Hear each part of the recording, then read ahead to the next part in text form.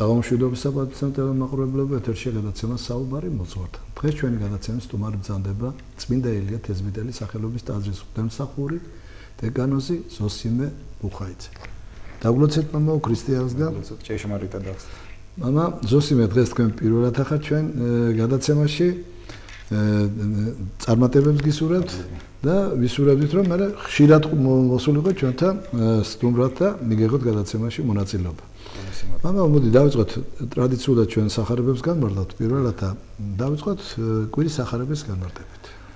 კი ბატონო, მოგეხსენებათ კვირას წმინდა ეკლესია დღესასწაულობს აღნიშნავს წმინდა დედათ მენელსაცხებლე დედათა კვირიაკეთ არის წოდებული და სახარების საკითხავით სწორედ წმინდა დედათა მენელსაცხებლე დედებს ეძღვნებოდა. დღეს კვირას ტაძარში წაკითხული იქნა მარკოზის სახარებიდან ადგილი, უშუალოდ რომელიც ამავდროულად გარდა მენელსაცხებლე დედებისა წმინდა ეკლესია ასევე იხსენიებს იოსებ არიმათიელს და ნიკოდიმოს. მოგეხსენებათ იოსებ არიმათიელი და ნიკოდიმოსი ეს ის თანამზრახველები იყვნენ უფლისა, რომელთაც უშუალოდ გარდამოხსნეს უფალი მაცხოვარი ჩვენი იესო ქრისტე ჯვრიდან. სწორედ იოსებ არიმათიელის კადნიერებით მოხდა ის, რომ იკადრა და შევიდა პილატესთან, გამოითხოვა უფლის ესე ვთქვათ ცხედარი და სწორედ აი მისივე გამზადებულ საფლავში, მოგეხსენებათ კლდეში გამოკვეთილ საფლავში, რომელიც უშუალოდ მხოლოდ დიდრებისთვის არის ესეთი საფლავები განკუთვნილი, ესე ვთქვათ, განუკუთვნა უფალს ადგილი და დაფლა ფაქტიურად უფალი და ამავდროულად როგორც გვამცნობს სუდარაც შეიძინა იმისათვის, რომ უფალი ესე ვთქვათ თან ეს საფლავი მამა ზოსიმე იყო ახალი. დიახ, ახალი, მიცვალებული არ ყოფილა. პირველად? დიახ. იოსებ არიმათიელის შესახებ მარკოზ მახარებელი ამგვარად გვამცნობს, რომ იოსებ არიმათიელი იყო კაცი მშვენიერი მზრახველი, რომელიც მოელოდა სასუფეველსაც ღვთისასა. სხვა მახარებლები იოსებ არიმათიელის შესახებ გვამცნობენ, რომ იგი დიდარი იყო და ფარულად დამოწაფებული იყო უფალ იესო ქრისტეს. მაგრამ ეს მისი ფარულობა განცხადა მაშინ შემდგომ, რაც უფალი ჯვარზე გაეკრა და მამები ამ ესე ვთქვათ კადნიერებასა და თავდადებას ხოტბას ასხავენ, ვინაიდან სწორედ იოსებ არიმათიელის თაოსნობით, როგორც აღვნიშნეთ, იქნა გამოთხოვილი ჩვენი მაცხოვრის უფალი იესო ქრისტეს ცხედარი. აი ამის შემდგომ ჩვენ გვგებულობთ, რომ მენელსაცხებლე დედები მარკოზ მახარებელი აქ გვისახელებს მარიამ მაგდალინას, მარიამ იაკობისას და სალომეს განთიაც შაბათის განთიაც, ანუ მიდიან მენელსაცხებელი მირო, რათა პატივი მიაგონ უფალი ჩვენი იესო ქრისტეს ცხედარს. მოგეხსენებათ დრო იმისა, რომ ეს წესი იყო უბრალოდ მირონის ხება და გაკეთილშობილება ცხედრისა, თუმცა იმ დროს ვინაიდან დრო ძალიან მცირე ჰქონდათ, ვერ მოახერხეს მენელსაცხებლე დედებმა დაფლისას ესე ვთქვათ პატივი მიეგოთ ჩვენი მაცხოვრისათვის. აი მიდიან მეორე დღეს და გულში ფიქრობენ, ვინ გადაგვირგორვო ჩვენ ლოდი. და აი ამ ფიქრში არიან და ხედავენ, რომ ლოდი საფლავზე, რომელიც დაბეჭდილი იყო, ამავდროულად უნდა აღვნიშნოთ, რომ ესე ვთქვათ მღვდელმთავრების მიერ იქნა დაბეჭდილი ეს ლოდი და მას მიუჩინეს ასევე მცველები, თუმცა ხედავენ მენელსაცხებლე დედები, რომ ლოდი არის გადაგორებული. შედიან შიგნით აკლდამაში და ხედავენ, რომ ჭაბუკის სახით მათ წინაშე არის ანგელოზი და ესე ვთქვათ ანგელოზი ეუბნება მათ, რომ ნუ განკრთებით, იესოს ეძიებთ ნაზარეველსა, ჯვარცმულსა, აღდგა არა არსაკა, ახა ადგილისა და დადვეს იგი.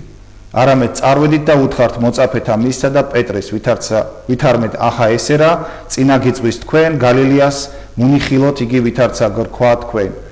საინტერესოა ის, რომ ანგელოზი, რომელიც ეცხადება მენელსაცხებლე დედებს, ფაქტიურად ასახელებს მოწაფეებს, მაგრამ ამავდროულად გამოყოფს პეტრე მოციქულს. როგორც თეოფილაქტე ბულგარელი აღნიშნავს აი მუხლის კომენტირებისას, პეტრე გამოყოფილი იქნა ორი გარემოების გამო. პირველი ის, რომ ფაქტიურად უფალი პეტრეს შესახებ ამბობს შენ ხარ კლდე და ამას კლესა დავაშინო ეკლესიად ჭენი ჯოჯოხეთისანი ვერ ერეოდიან და ეს უპირატესობა პეტრე მოციქულს ჰქონდა. ეს შეიძლება ერთ-ერთ გარემოებად მივიჩნიოთ და ასევე მეორე გარემოება მოგეხსენებათ, რომ პეტრე მოციქულმა უფალი იესო ქრისტე როგორც ეს უფალმა წინასწარ აუწყა პეტრე მოციქულს სამგზის უარყო მამლის ყივილამდე და ეს უარყოფა მისი სინანული გამოიწვია პეტრე მოციქულში და ის თავის თავს როგორც ამას თეოფილაქტე ბულგარელი გვამცნობს აღარ რაცხდა მოციქულებს შორის.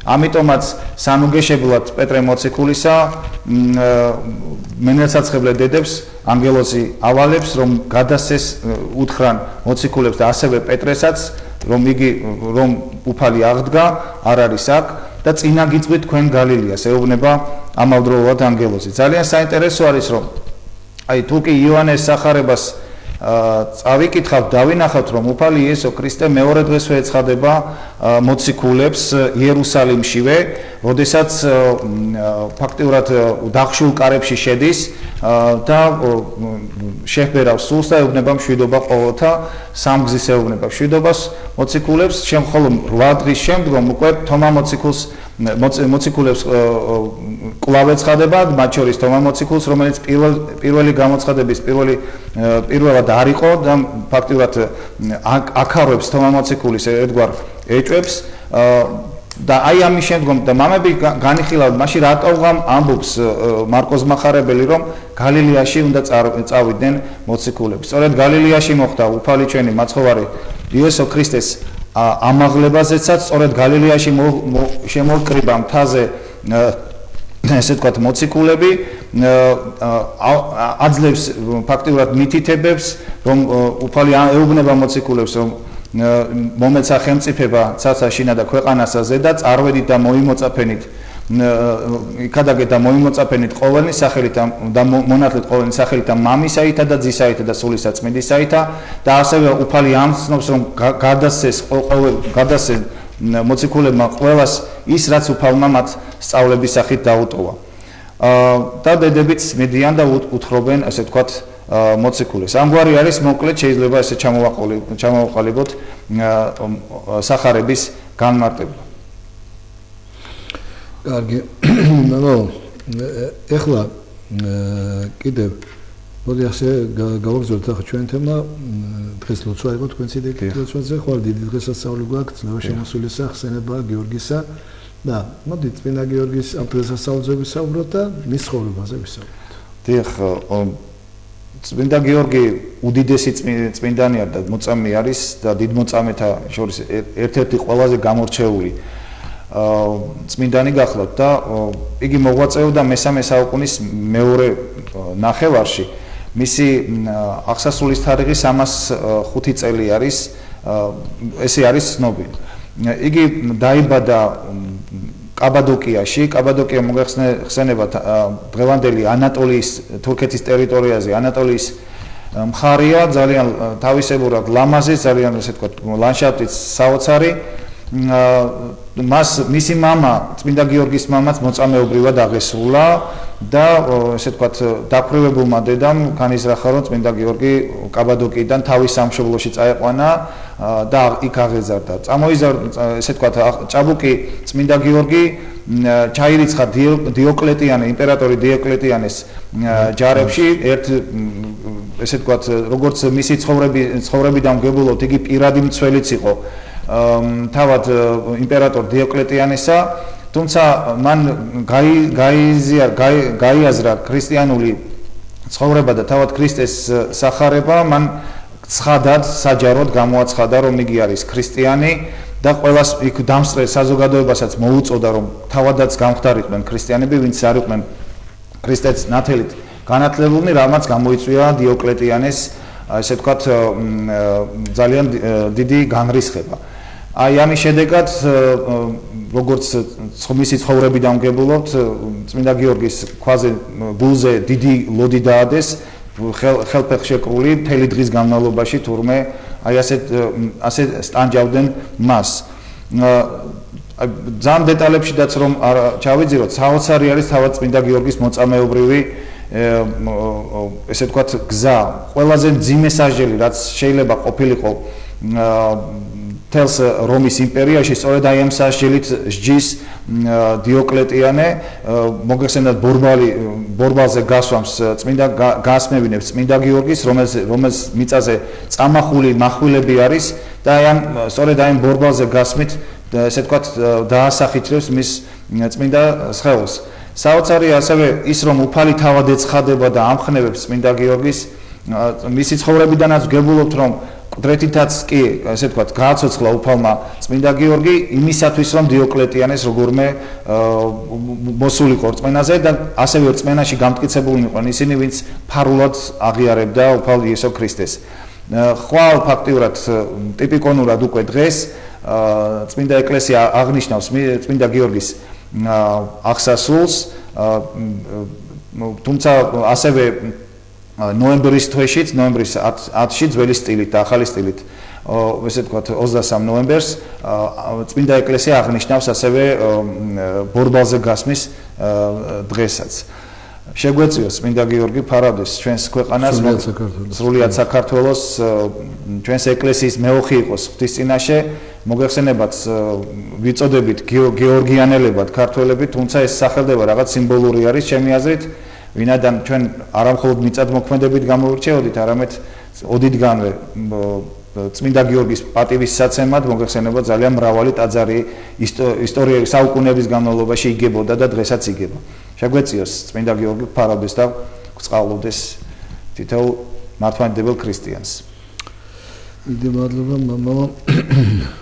მამა აი ჩავუყბავდეთ და მის ცხოვრებას და ჩავუყბავდეთ წმინდა გიორგის ცხოვრებას ჩვენ ვიცით რომ დიოკლეტიანს პატივს მიაგებდა და მის შემდეგ გამაგზელებადაც ხო გულისხმობდა რომ შემდეგ მას გაეგზელებია და აი იმდენად ზულდა მას ჭეშმარიტება და ღმერთი რომ აი ამ სიყვარულის და ამ სიტყვის გამო რომ მე ვარ ქრისტიანი ის ასე აწამა და დასაჯა საქმეც იმაში რომ დიოკლეტიანის მოგეხსენებათ პირველ პერიოდში მისი ცხოვრებისა ის თავად ქრისტიანი იყო როგორც და თუმცა ბოლო ხანებში რატომღაც ქრისტეს და ქრისტიანობას და მართლმადიდებლურ ეკლესიას დაუპირისპირდა და ერთ-ერთ ყველაზე ესე ვთქვათ მძვინვარე მტრადაც იქცა ის სასწაულები რაც უფალმა წმინდა გიორგის საშუალებით განახორციელა იყო სწორედ იმის მანიშნებელი რომ წმინდა ვინძლო იქნებ დიოკლეტიანის მოქცეულიყო იმიტომ რომ ადამიანურ წმინდა გიორგიმ რაც დაითმინა ეს ყოველგვარ ადამიანურ ეს სასწაულები რომ ვინც არის ის რომ მაყურებელს კიდევ ერთხელ შევახსენოთ აუხსნათ ვინც არის ის კიდევ ვესაუბროთ აი რა სასწაულები იყო რა მოიმოქმედა ესე იგი პირველეს ყოვლისა იყო ის რომ ესე ვთქვათ პირველივე წამების პირველივე დღიდან შეიმოსრა ბომონი კერპი რომელსაც ესე ვთქვათ ეთაყვანებოდა რომაული ღმერთი თვალწები აპოლონი იყო ეს და ფაქტიურად აი ამ შემოსვლას წინ უძღოდა ბუნებრივი მოვლენები როგორც არის რომ დღე დაბნელდა ფაქტიურად მოხდა გრიგალი და ის კერპი რომელსაც პატივს მიაგებდა დიოკლეტიანე მათ თვალწინ შეიმოსრა მეორე სასწაული გახდათ ის რომ ფაქტიურად უფალმა ესე კტრეთით აღადგინა წმინდა გიორგი მკვდარი იყო ფაქტიურად და უფალმა გააცოცხლა კირის ორმოში ჩააგდეს დიახ კირის ორმოში ჩააგდეს დიახ და ფაქტიურად არ შეიძლება რომ ადამიანი გადარჩენილიყო დიახ შეუძლებელი დაწვავდა კირება შეჭამდა დიახ საოცარი ის არის რომ აი ყოველი წამების დროს წმინდა გიორგი კიდევ უფრო მტკიცედ აღიარებს და ადიდებს უფალს და ესე ვთქვათ მისი ეს ყოველი აღიარება და ხმამაღლა თქმა ეს არის ფაქტიურად დამოწმება იმისა რომ მისი სული მტკიცედ არის ქრისტესთან იყო ქრისტესთან ესე ვთქვათ დაკავშირებული და ესე ვთქვათ შეკავშირებული. ანუ ფაქტიურად წმინდა გიორგის ღვაწლი იმდენად დიდი ეფექტი მოახდინა ამან იმ დროინდელ მართლმადიდებელ სამყაროზე, ვინაიდან მოგეხსენება სწორედ დიოკლეტიანი ერთ-ერთი ყველაზე დიდი მდევნელი იყო, რომ წმინდა გიორგის ღვაწლმა კიდევ უფრო განამტკიცა მართლმორწმუნე მრევლის და ესე ვთქვათ ეკლესიის წევრები. საოცარი არის აი წმინდა გიორგის მისი სასწაულები არა მხოლოდ მისი ცხოვრების გარდაცვალების შემდგომაც მრავალი სასწაული აღასრულა წმინდა გიორგიმ და დღესაც ასრულებს წმინდა გიორგი თავის მიმართ მლოცველებს და ესე ვთქვათ თხოვნელებს უსრულებს ღვთის წინაშე ძალიან დიდი მეუღლეებს. მაგრამ განმოცემაც ხო არის რომ აი დიდგორის ბრძოლაში დიახ ხო სიციდან ჩამოვიდა იბრძოდა ხელოვნად წმინდა გიორგიც ხო? დიახ ძალიან საინტერესოა ის რომ წმინდა გიორგი მხოლოდ საქართველოსთვის არ არის ესე ვთქვათ მხოლოდ მეუღლე ასევე ძალიან საინტერესოა ის რომ მთელს ევროპაშიც კი წმინდა გიორგის პატივს მიაგებდნენ და დღესაც მიაგებდნენ. აი მაგალითად ინგლისში არსებობს ეგრეთ წოდებული გერტრის ორდენი, რომელიც დაარსდა 1116 წელს და მათი სიმბოლო და ემბლემა არის წმინდა გიორგი. ეს იმას მოწმობს, რომ ინგლისშიც კი წმინდა გიორგი ძალიან დიდი პატივი ჰქონდა და ესე ვთქვათ მიაგებდნენ პატივს.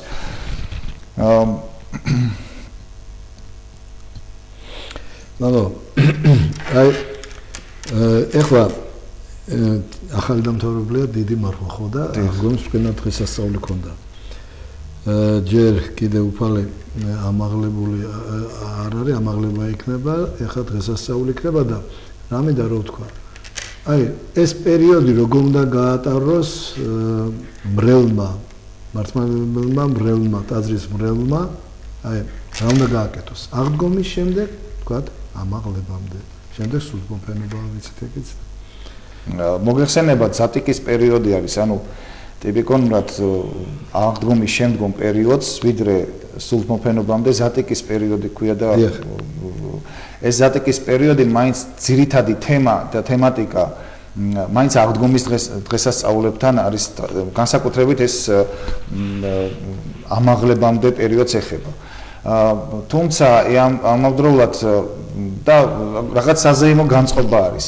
მაგრამ მიუხედავად ამისა ეს საზეიმო განწყობა არ ნიშნავს იმას, რომ ჩვენ რაღაცნაირად სულიერად უნდა მოვეშვეთ და რაღაც მხოლოდ უნდა ვიზეიმოთ. არა, ეს ნიშნავს იმას, რომ უფალი აღდგა, მკვეთრით აღდგა, დაამარცხა და შემოსრა სიკვდილი, დაამარცხა ბოროტება და ამგვარად ჩვენ მოგცა საშუალება იმისა, რომ ჩვენ შევუერთდეთ მარადიულად შევუერთდეთ ქრისტეს. ამიტომაც ძირითადად დიდმარხვაში ვინაიდან სულთმოფენობა დღესასწაული ჯერ კიდევ არ არის დამდგარი, ძირითადად მაინც დასაწყისი ლოცვები მაინც ქრისტეს აღდგომის ტროპლით იწყება. მისამნებაც ასე არის. ქრისტე აღდგა, ჭეშმარიტად აღდგა. ფაქტიურად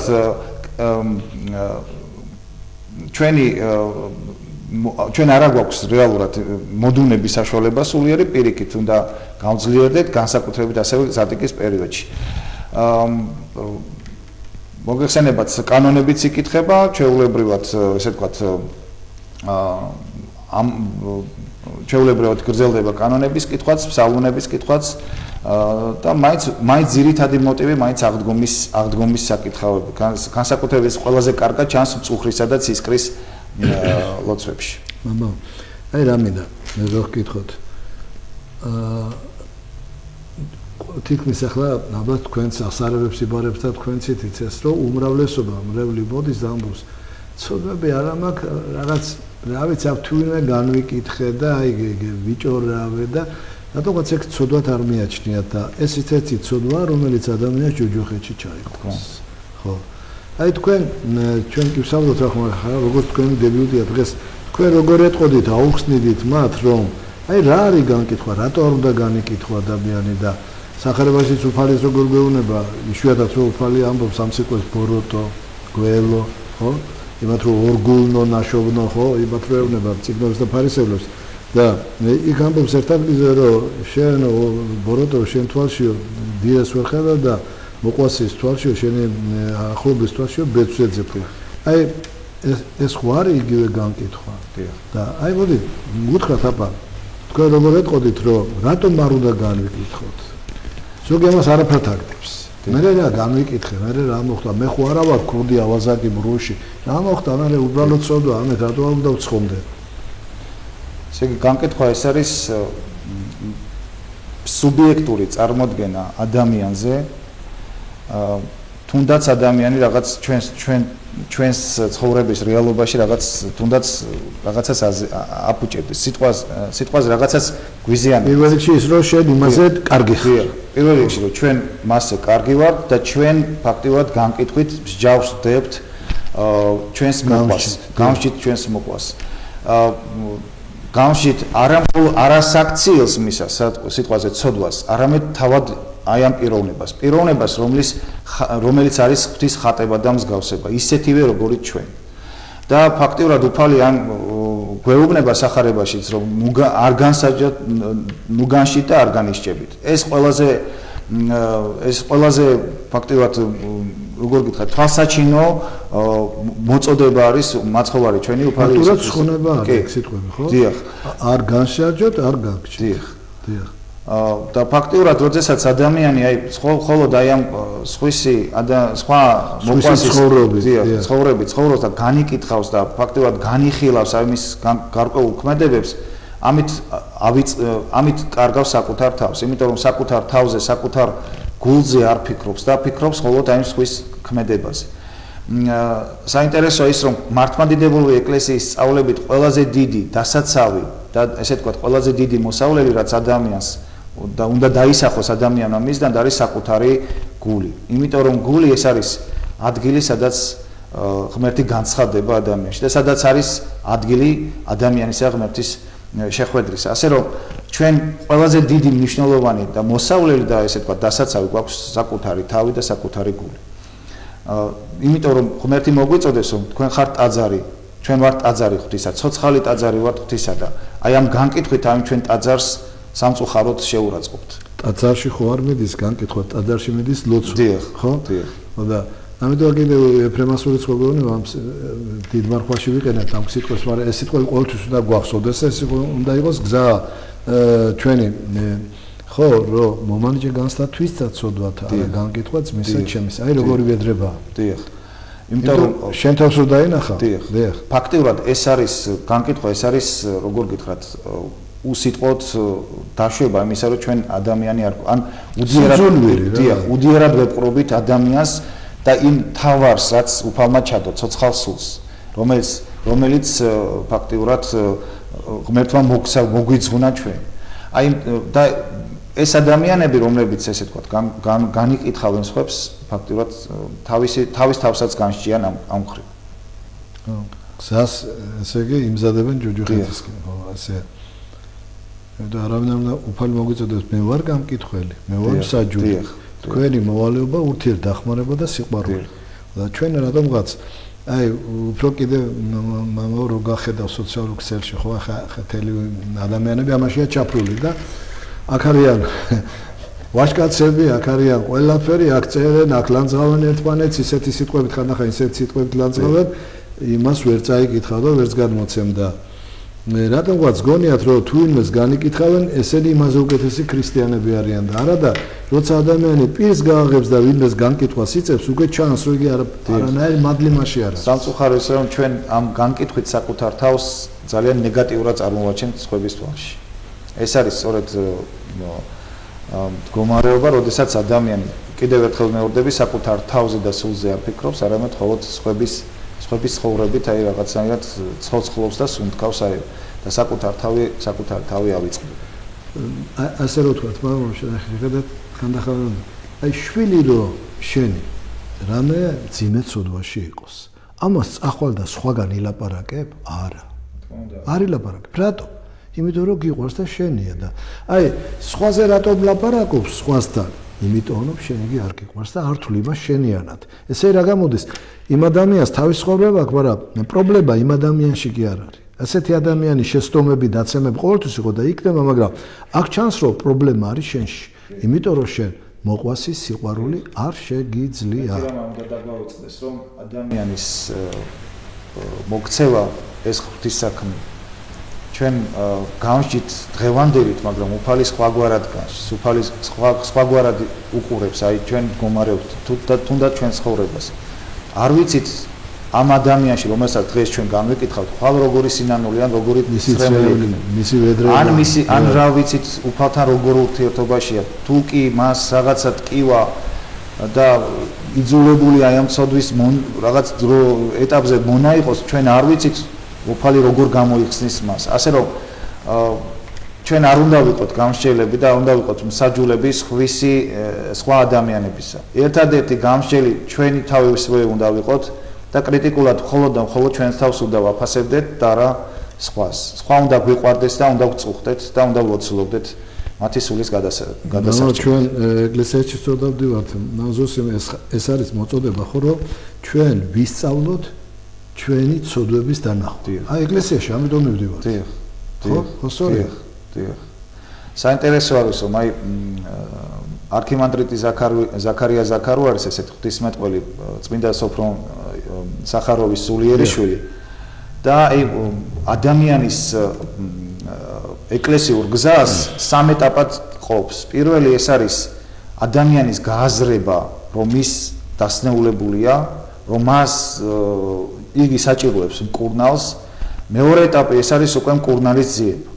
და მესამე მკურნალის მოქმედება ამ დასნეულებულ ადამიანზე. ამ შემთხვევაში მკურნალი არის თავად უფალი იესო ქრისტე.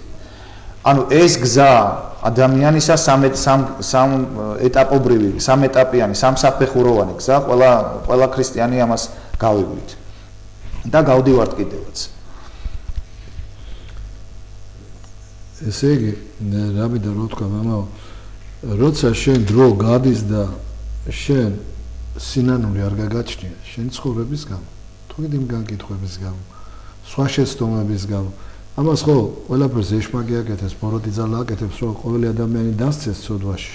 ხო და აი შენ რომ სიყვარული შეგეძლოს იმ ადამიანში ზედაპირულად კი არ დაინახავდი ყველაფერს უფრო შინაგანად ხო დაინახავდი და შეგეცოდებოდა ნახე ეშმაკმა როგორ დაჩაგრა. ნახე რა საკეთებს, ნახე რა ცოდვა, იტყვი პირველი იქნება შენის ღმერთო შეიწყალე, ღმერთო შენ შეეცი, ღმერთო შენ გააძლიერე და შენ რომ ადამიანს დაინახავ და ამისთვის ტირი ხარ, ხო? ეს ჩანს უკვე რომ შენ განიცდი და შენ ხარ ქრისტიანი. რაც გევალება რომ გიყვარდეს, ესე რომ უფალი მოგვიდგეს ჩვენ მამა რომელი ვარ საცხონებელი ჩვენ? არც ერთი. ვინ არის შეცდომა? თქმა უნდა არავინ. აი საქმეც ეს მოდი ეხლა რეკლამის დრო არის ბოდიში რომ გაწყვეტინებ და შემდეგ რეკლამის შემდეგ გავაგრძელო ჩვენი საუბარი.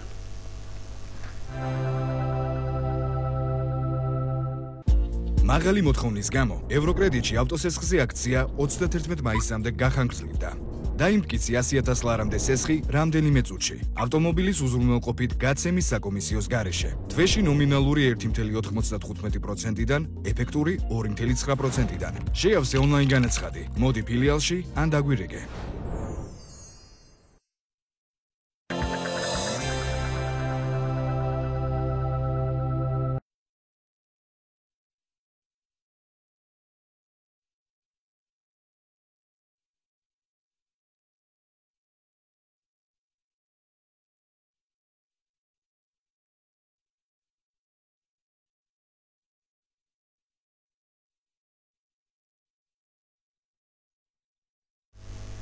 ძლდება ჩვენი გადაცემა.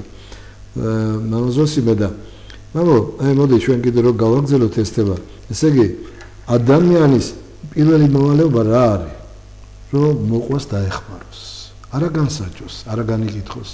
და უფალი თავას ხო გვეუბნება სახრებაში რომ თუ გინდა რომ შენ შეწირო ძღვენიო, წადი ჯერ შენ ძმა შეურიგდიო, მერე მოდი და შემოწირო. დიახ. ხო. აი ეს რომ რა ვიცი, უკეთესად ეგება ახსნათ კიდე რომ ამ ადამიანებმა გაიგონოს სხვისი ცხოვრება არ უნდა იყოს ჩვენთვის ინტერესი და მე კიდე მამაო ჩვენ როცა გარდავიცვლებით ღვთისწინაშე როცა წავსდგებით იქ არ იქნება არც მეზობელზე საუბარი არც ბიძაშვილზე არც მეგობარს, არც თუნდაც შენ მოძღვარზე არ იქნება.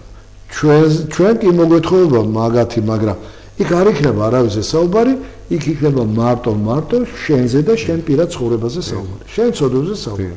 აი ჩვენ რომ ეს ახლა შევიმეცნოთ და ამაზე ვიფიქროთ, ნამდვილად არ მოგვიჩნდება სურვილი რომ სხვები გამეკითხოთ. იმიტომ რომ ამას ჩვენთვის არაფერი არ მოაქვს ცუდის გარდა. აი ჩვენი თავარი ფუნქცია და ამ წუთის სოფელში ჩვენი მთავარი დანიშნულება არის ის, რომ ვისწავლოთ ღვთის წინაშე დგომა და ვისწავლოთ ღვთის წინაშე ღმერთთან ურთიერთობა. ეს ღმერთთან ურთიერთობა გამოიხატება არა მხოლოდ ლოცვით, არამედ იმ სახარების, იმ პოსტულატების, იმ ცნებების აღსრულებით, რომელიც უფალმა დაგვიტოვა და მოგცა.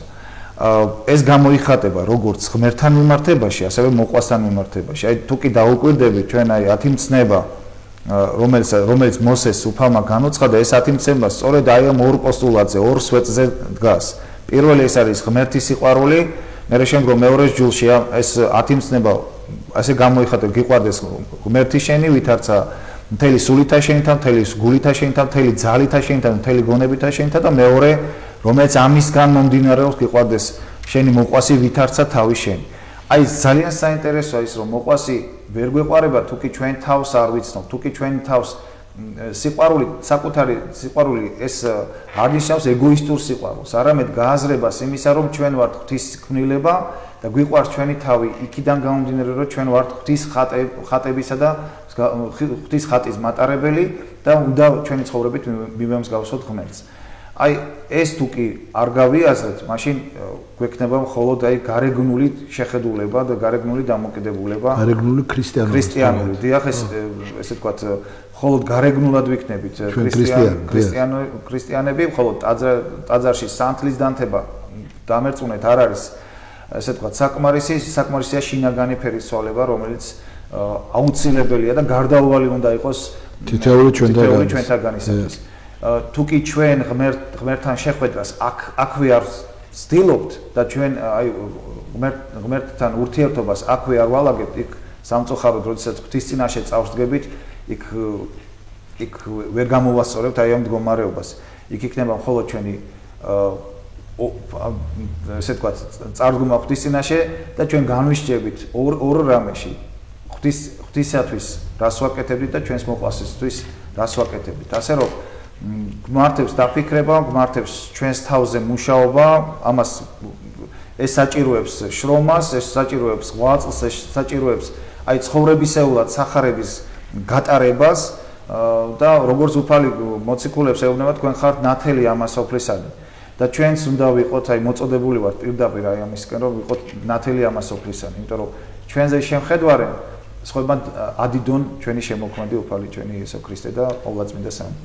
მამაზოსიმე, მე ვიცი რომ თქვენ 6 შვილის მამა ბრძანდებით, ხო? ღმერთმა გაგაბრალოთ, გაგახაროთ, ნამდვილად გამეხარდეს, რომ გავიგე, იმიტომ რომ დღეს იშვიათობა, ხო? მრავალშვილიანობა და აი რამე და აი როგორც თქვენ მამა, როგორც მე მამა, ხო? თქვათ, ერთი შვილი აშავებს რაღაცას და მეორე მოდის და ნიშნის მოგებით რაღაც სიხარულით მოდის და გეუბნება ნახე რას აკეთებს, ნახე როგორ არის, ნახე როგორ ცხოვრობს. შენ კი გეწყინება ისიც, მაგრამ არც ეგ გაგეხარდება, რომ ამან ენა მოგიტანა და მოვიდა. მე ხარ რატო ვაყო, ვიცი ამას, ჩვენ ხო ყველა ღვთისშვილები ვართ. და ღმერთი ყველასე ჩვენს ზრუნავს. ყველა უყვარვართ. და როცა ჩვენ ვეუბნებით, ვითომ ღმერთმა არ იცის ახლა ვინ როგორი ცხოვრებით ცხოვრობს, ხო? და ვეუბნებით ღმერთო, სად იყურები? შეხედე ეგ როგორ არის, ხო? შენ ამას კი არ გეუბნება ეგ. აი რო შეხედა, ჩუმად ეცადე რომ ეს დაეხმარო და გამოასწოროს. აი იგივე ავიღოთ შვილებში, ხო? მაგალითად ერთი შვილი ცოდავს და მე როგორც მამა უყურებ რომ მეორე მალავს გამოდი არ დაგინახოს. გამოდი ეტყვის, გაიყვანს და ცდილობს რომ ეს დაფაროს და რაღაცნაირად დაეხმაროს რომ აქედან გამოვიდეს. აი შენ იმ შვილის მიმართ როგორი გზნობა გექნება, ვინც ამას ეხმარება. რა თქმა უნდა, სიყვარული, ხო. უფრო მადლს ხალხს ხომ იცი? სიხარული არის, წარმოიდგინეთ ხა მამისთვის ეს სიხარულია, როცა ერთი მეორეს ეხმარება და ასე ვთქვათ, თუ კი რამეს ბავშვი აშავებს, მეორე ან იქვე უთითებს და იქვე ცდილობს რომ გამოასწოროს, ეს ეხმაროს, დიახ. და ეს მამისთვის დანახული თვალით სიხარულია, როგორც მამა ისევ საუბრობ, მაგრამ წარმოიდგინეთ ღმერთისთვის რაოდენ დიდი სიხარულია. როდესაც ერთი ადამიანი მეორეს ჩვენ ერთმანეთს ვეხმარებით. ვეხმარებით, რომ არა ვთქვათ განშის კუთხით, არამედ ვეხმარებით სიყვარულით, რომ დავდგეთ ღვთის წინაშე ვიყოთ, ერთად უნდა ვიყოთ, ჩვენ ყველანი ქრისტემ შემოვკრიბა. ჩვენ ცხოვრების გზები რაღაცა ყველას თავისებურია, ყველა თავისებურად გამოარჩია და აი განსაკუთრებულია თითეული ადამიანი, ხო, უნიკალურია, მაგრამ ჩვენ ყველა შემოვკრიბა ქრისტემ და რაოდენ დიდი სიხარულია უფლისათვის, როდესაც ჩვენ ქრისტეში ერთმანეთს ვეხმარებით, როდესაც ერთმანეთს ვეწევით, როდესაც ვამხნევთ, სასოწარკვეთილების საშუალებას არ ვაძლევთ, ერთმანეთს ფეხზე ვაყენებთ, ლოცვაშიც ვეხმარებით, აქცეურს ხო წამოვაყენებთ, გვერდში დაუდგებით, ერთმანეთს გამოცდილებას უზიარებთ, ეს ძალიან დიდი და მნიშვნელოვანი არის დღევანდელი ეპოქის ადამიანისთვის განსაკუთრებით, იმიტომ რომ მოგეხსენებათ ყველაფერი ესე ვთქვათ, გაუბრალოვებულია, ამავდროულად ინფორმაციული ნაკადი ძალიან ბევრია და ადამიანს აი ესე ვთქვათ, აი ამ ინფორმაციულ მორევში უჭირს აი ადაპტირება თუ როგორი უნდა იყოს რეალურად ჭეშმარიტი ქრისტიანი და სტუნებაც ბევრია ხო მამა. აი ჩვენი და საქმეც იმაშია რომ აი ხშირად ჩვენ ადამიანები ცოდვილები ვართ. არა აქვს ამას მნიშვნელობა გდელი იქნება თუ ერისკაცი, ყველანი ცოდვილები ვართ ღვთის წინაშე. აი საოცარი არის უფლის განგებულება, რომ უფალი აი ცოდვებით ხშირად გვამდაბლებს კიდევაც, რომ შევიმეცნოთ ის სიღრმე დაცემისა და შემდგომ მადლი მოდის, აი ღვთისაგან მადლი იმისათვის, რომ დაგვანახოს, აი ვიგრძნოთ სხვაობა დაცემის ჯოჯოხეთურ ტკივილსა და ესე ვთქვათ მადლს შორის და ამ არჩევანი უნდა გავაკეთოთ, რა თქმა უნდა, ქრისტეში. ეშმაკის მახეების და ქრისტეს სიყვარულის, ხო? აი ამას ვერ განიცდი, ახლა სულ ვიცი, მამა ორი სიტყვა იცი? აი დედასთან, შუბთან დედასთან რომ მიდიხარ, გარდაცვლილ ყავს შვილი. ვერაფრით თანაგზნობას ვერ გამოხატავ. შეიძლება უთხრა კიდე სიტყვით, აი შევწუხდი რა, იცი, ძალიან ძნელია, ძალიან საშინელება, მაგრამ შენ თუ ღმერთმა დაგვიფაროს, შენ თუ ეს გამოცდილი გაქვს, შენ იქ სხვანაირად ვიხვალ. და ამას რატომ ვიცი, მამა, ჩვენ რო ყველა ბრძოლაში ვიყოთ ჩაბმული ეშმაკის წინააღმდეგ ჩვენი ცოდვების გამო და ჩვენ გავდიოდოთ იმ ჯოჯოხეთს, რაც ჩვენ ეშმაკი ჩვენზე უშვებს და ჩვენ წვალობ და ღვთის დახმარებით მივიწევთ წინ, მაშინ ჩვენ არანაირად ჩვენ სხვას უკვე არ დავცინებთ. იმიტომ ჩვენ გავლილი გვაქვს ეს და ვიცით ეს რა ჯოჯოხეთია. ამიტომ უკვე სხვას ზემოდან კი არ შეხედავდი. აი სხვანაირად რო ვთქვა, არა მგონი ახლა საავადმყოფოში პაციენტები რო წვენან, ერთს გული აწუხებს, მეორეს ფეხი, მესამეს კუჭი, ერთმანეთს იმას დაცვენა დაუწყო. ისინი ერთმანეთს თანაუგზნობენ, რომ აბა გამოჩამთელი და გისურვებ ჯანმრთელობას, ხო? იქ თანაუგზნობენ. კიდე ერთი რო ვთქვა, აი ცხოველებში რა არის, იცით, ასეთი რაღაც არის. თქვათ არის იწვის ტყე, ან წყალდიდობა. ისინი ერთ ადგილზე შეიხიზნებიან, რომლებიც მტერი არიან ერთმანეთის. თქვათ, ხო, მგელი, ცხვარი, კურდღელი, თუ ვინც არის, აი, ხო, შეიხიზნებიან ამ კუძულზე და გვერდზე იყურებიან, რომ საშიშროება იქიდან მოდის და ერთმანეთს არ ერჩიან. ჩვენ იქედანაც ერთმანეთს გადაგვირდეთ. ეს ხანახან ცხოველი გჯობია. ხშირად ყოფილა, რომ წმინდა წერილში აი ცხოველები უფრო წინ არიან წამოწეული, ვიდრე აი თქვათ ადამიანები ამ შემთხვევაში ძალიან უცებ გამახსენდა ესაია წინასწარმეტყველის სიტყვები პირველი თავიდან, რომ ხარმა იცის თავისი ბაგა და მირმა თავისი პატრონი და ჩემი ერი მე არ მიცნობს. წარმოიდგინეთ, ხარის და ვირიც წინ არის დაყენებული, ვიდრე ის ისრაელი და იუდა სამეფო, რომელშიდაც ესაია წინასწარმეტყველს უწევდა საწინასწარმეტყველო მსახურება. სამწუხარო, აი ჩვენი აი ერთ-ერთი ყველაზე დიდი ტრაგიზმიც არის ის, რომ ჩვენ ვერ ვიაზრებთ, ვის წინაშე ვდგავართ და ვის წინაშე მოგვიწევს პასუხისგება. ან ვიაზრებთ, მაგრამ ამაზე ფიქრი დიდხანს არ გვინდა, იმიტომ რომ ხან ამ წუთის სოფლის საზრუნავები გვიზიდავს და არ გვაძლევს საშუალებას და დროს, რომ ვიფიქროთ უბრალოდ ჩვენს თავზე და ვფიქრდეთ, აი რისთვის მოვედით, რა უნდა ვაკეთოთ ამ წუთის სოფელში და აი რომ გარდავიცვლებით აი ვის წინაშე მოგვიწევს წარდგომა. ასე რომ ადამიანები ხანდახან ვართ ესეთი უგულისხმობ როგორც ეზეკიელ წინასწარმეტყველთან უფალი ეუბნება ხოტბა ესე თქვათ ამკობს ისრაელის ერთ შუბლსქელები ვართ ხანდახან სულიერად უფლის წინაშე, მაგრამ საოცარი ის არის რომ აი მიუხედავად ჩვენი ცოდვილი მდგომარეობისა უფალი ყოველთვის გვივლენს თავის თავს, გვანახებს თავის თავს, თავისი მოწყალებით, თავისი მიმტევებლობით,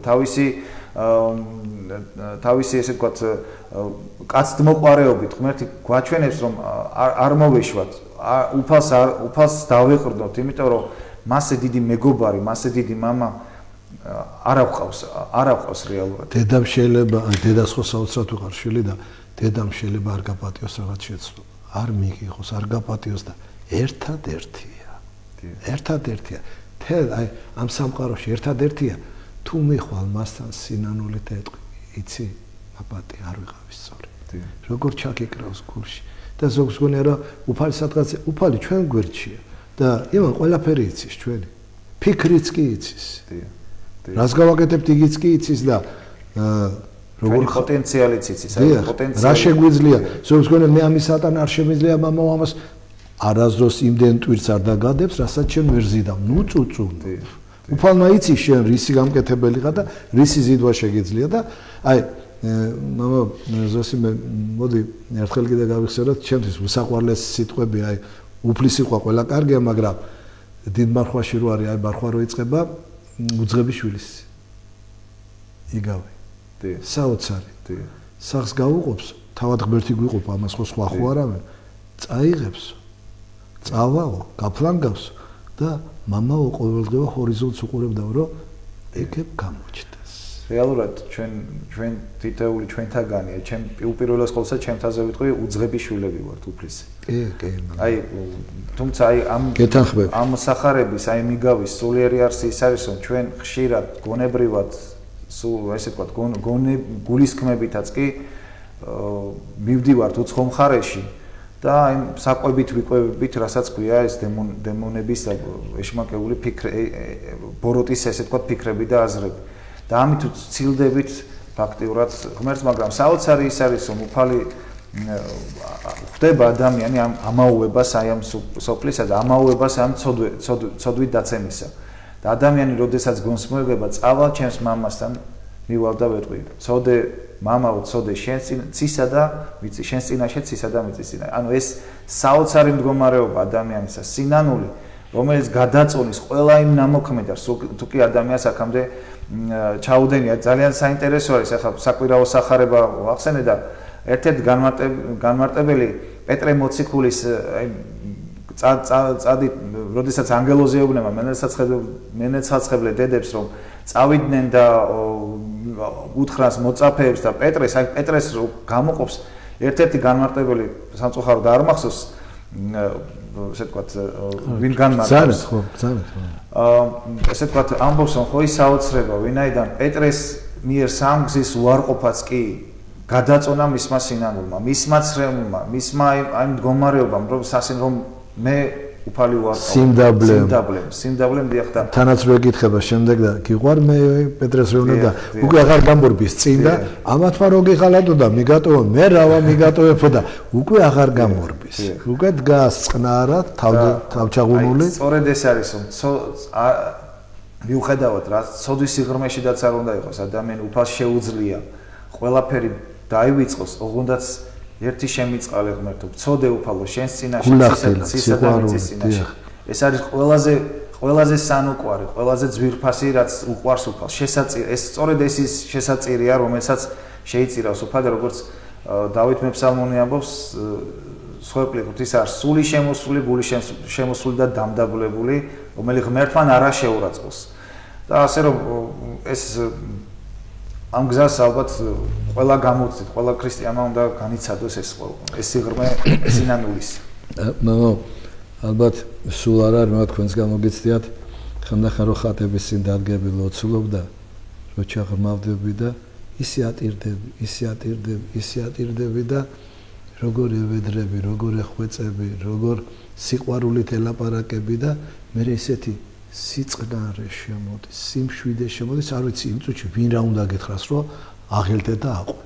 ალბათ არ არსებობს და მე ფიქრია რომ ნეტა სულ ასე ვიყო.